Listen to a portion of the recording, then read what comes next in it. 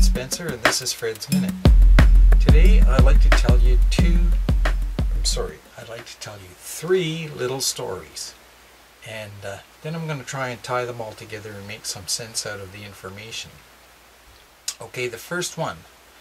Quite a few years ago I went hunting with a friend of mine. I'm a vegetarian now, but I used to hunt. He brought along his two boys. I'm guessing, because it's a long time ago, that one was about 12 and the other one was younger, probably 10 or something like that. The 12-year-old was carrying a .22 rifle. I don't think that was a very good decision on the part of the father. We saw a grouse, and the 12-year-old immediately wanted to get this grouse.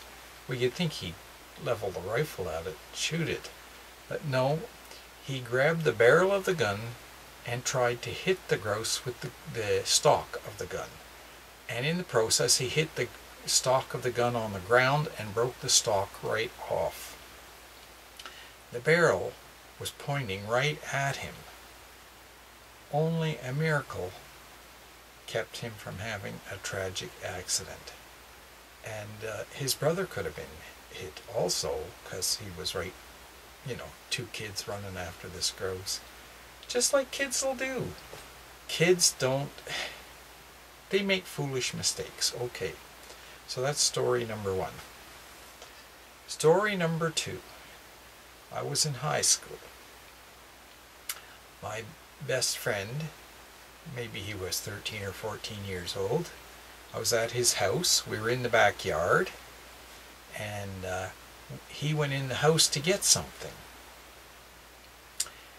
He came running out of the house screaming in great fear and panic, and his larger, about 17-year-old brother was running behind him trying to catch him, and he was carrying a big woodsman's axe. He threw the axe so hard at his brother it went sailing right past his ear. If it had hit him, could have killed him. Here again, luck took over, and it didn't happen. So the brother then was about 17. That's story number two. Okay, number three.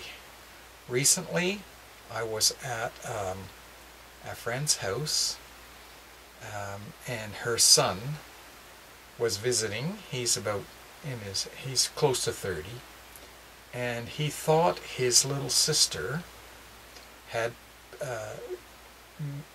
meddled with one of his video games, had lost it or something, and he flew into a rage, and he was throwing things around. He didn't hit anybody, but he was throwing things around and angry and yelling and just totally out of control. Okay, now I'm going to try and tie these stories together. First of all, they all involve males, because males, I think, in general, have that surge of hormonal activity when they get into puberty and on up till peaks around, I don't know, 30 or maybe 35. At any rate, when these hormones are flowing and when anger occurs, they can be very irrational. And that's why these three incidents occurred. I'm sure if the 17-year-old had hit his brother with the axe and done damage to him, he'd have been very repentant. There was no indication to me that these two brothers didn't love each other. The young boy, well, his father certainly would have been repentant if the boy had gotten hurt.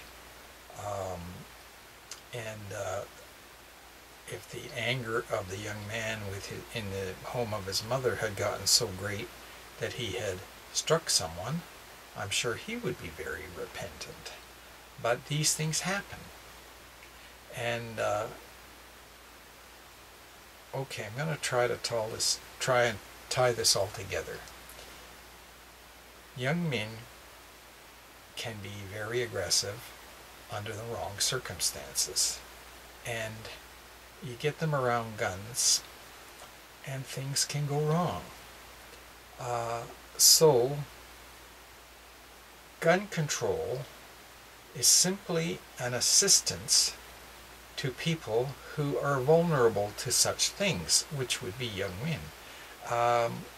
So if you deny them access to assault rifles with 1,000,000 rounds of bullets flying all over the place, you maybe avoid a tragedy.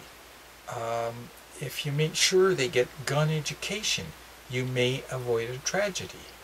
And if you make the focus of guns not such a great part of society, then you might avoid a tragedy. Perhaps if these young men were diverted at a certain age to better, more productive things like jobs and girlfriends and whatever, they would end up in a better place mentally.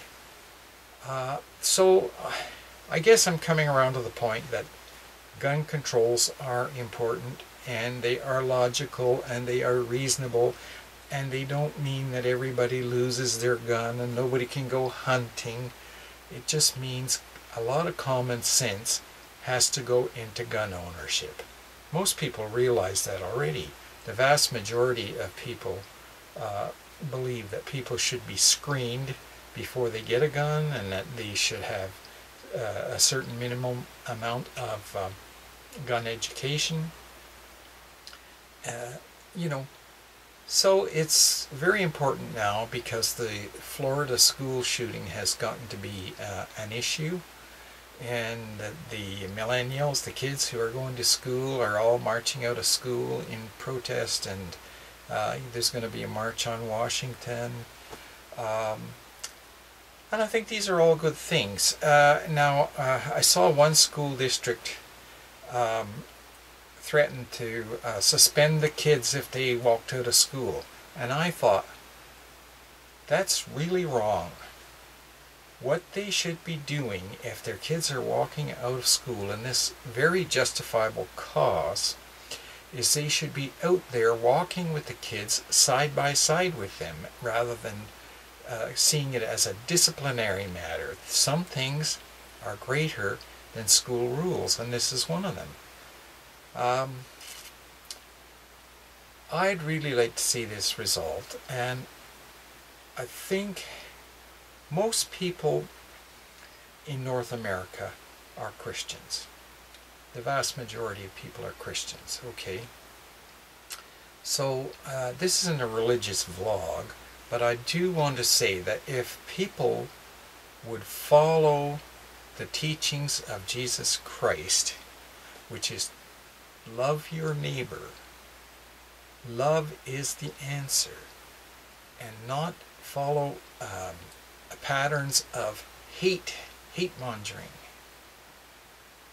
then the problem would solve itself. Love your neighbor. Well, I hope you enjoyed my video today. If you're not subscribed already, I would appreciate if you would subscribe to my channel. And I would really appreciate it if you would share this video. Thank you very much.